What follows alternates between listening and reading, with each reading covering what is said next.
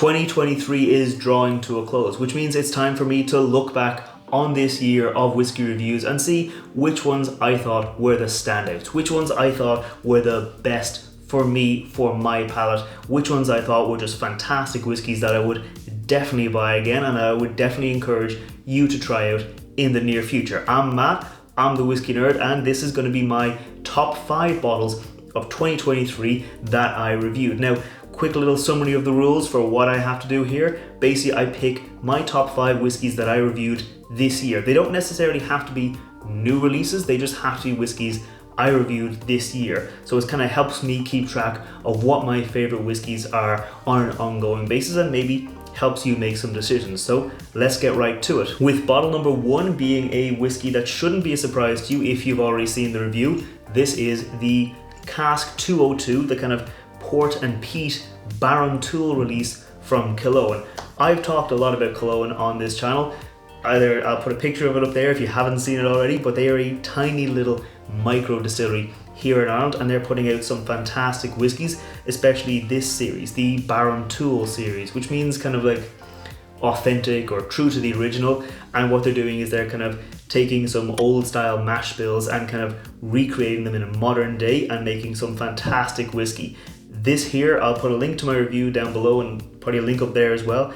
This is a fantastic whiskey. This is why I'm leading out with this. The review, this top 5 isn't in any particular order, but this is probably going to be my favorite of the year. If I had to pick just one, it was a really nice whiskey. Like the peat influence in there, the port influence in there, really nice. Like the color of that whiskey is really nice and it shows you just how much of an influence that kind of port cask had, but at the same time that peated character, the smoky character, stood up to it. It wasn't overpowered, it wasn't lost, it just came through really nicely into the final product, and that's why this is definitely going to be, if not maybe guaranteed my top spot, but definitely one of my top 5 of whiskeys this year. Next up, I actually went back in time a little bit to look at the whiskeys I reviewed earlier in the year so I wouldn't forget any, and I realized I reviewed this whiskey here, the Teeling Amburana cask. If you're not familiar with Amburana wood, it's this wood from Brazil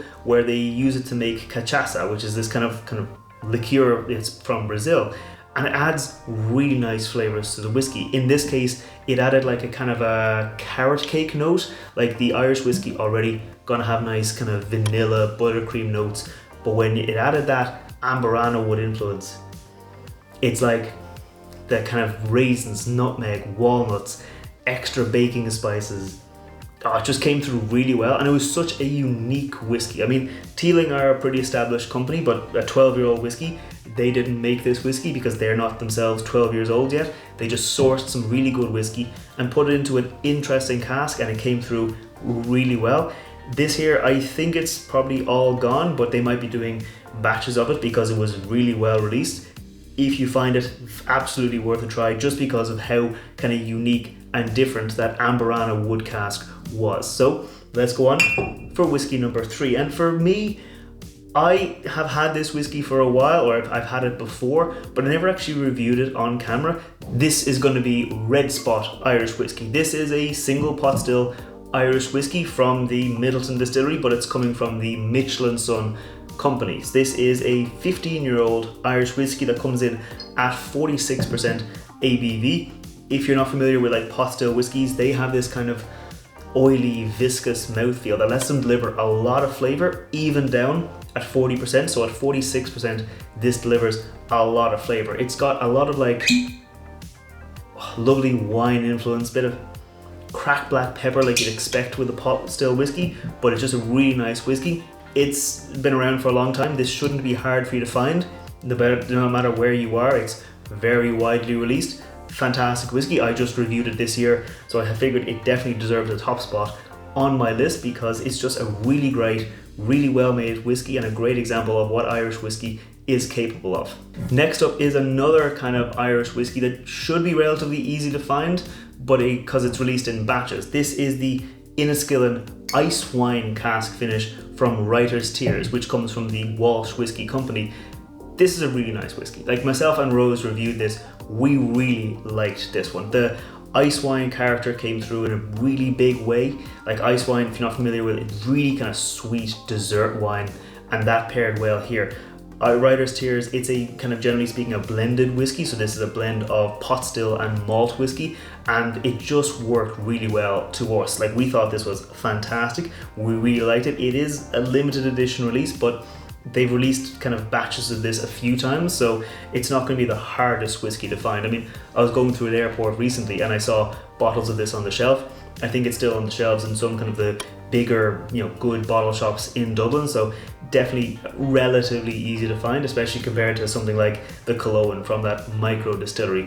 Very nice, very tasty, very kind of different as well. Like, it's a bit more of that dessert wine, a bit sweeter, a bit more kind of rounded out. So just a very nice whiskey. If you can find it, definitely worth checking it out. Now, for a bit of an honourable mention, this whiskey, it's very nice. I reviewed it. It didn't quite deserve maybe a top spot on the list, but it is very nice. It is the Powers John's Lane cask strength whiskey. This, if you're familiar with the John's Lane whiskey from Powers, that is a really, really nice whiskey. The John's Lane release, classic Irish whiskey, 12-year-old, comes in at 46%. This here though comes in at 57.8% alcohol by volume, which is a very nice, very high strength flavor.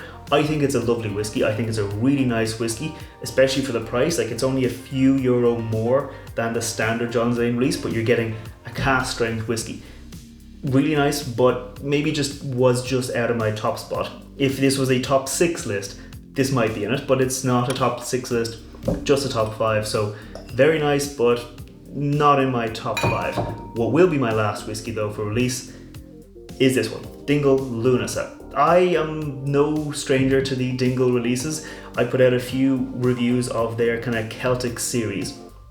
The Celtic series is these kind of like limited edition runs they're doing where each whiskey starts off as the same base, kind of like bourbon matured, and then they give each kind of series in the wheel. So if you can see there's like a wheel, and each of these different releases has a different kind of character, different finish to it, to give it a different kind of flavor unique to the holiday. So the Lunasa holiday, if you can see that, it's a sheaf of wheat, it's a harvest festival. So they gave this one a finish in a brand new bourbon cask, and that just doubled down on the bourbon influence, which made it more sweet, more kind of like gingery, more butterscotchy, and just came through really well. And to me, it's still my favorite in the series so far. So there you have it. These are my top 5 with an honourable mention whiskies I reviewed this year. But let me know, what are your top 5 whiskies that you've tried this year? If there's anything special, anything unique, anything different that you've tried this year, let me know down in the comments below. I put out whiskey reviews every Wednesday. I put out cocktail recipes featuring whiskey every Friday, and every now and then I put out videos like this on Mondays where I talk about kind of different things in the world of whiskey. If you want to see more like that, make sure you scroll down, hit that thumbs up button, hit that subscribe button, and like I said, leave me a comment saying what your favorite whiskey was of 2023. But for me, I've got 5 great whiskeys to choose from, so I'm definitely going to enjoy these, and I will see you next time. Sláinte.